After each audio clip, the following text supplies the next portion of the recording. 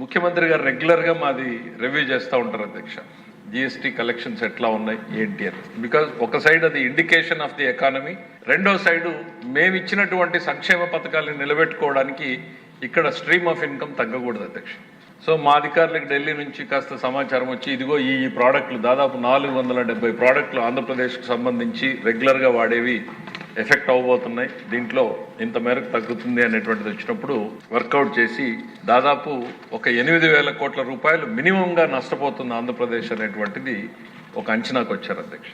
Next day ముఖ్యమంత్రి గారు appointment అడిగాం అధ్యక్ష. యాంగ్జైటీ అంతా కూడా సార్ ఇట్లా 8,000 కోట్ల రూపాయలు నష్టం వస్తుంది అని అంటే వారి ఫస్ట్ రియాక్షన్ అధ్యక్ష 8,000 కోట్ల రూపాయలు ప్రజలకు మిగులుతోంది కదా అన్నారు అధ్యక్ష.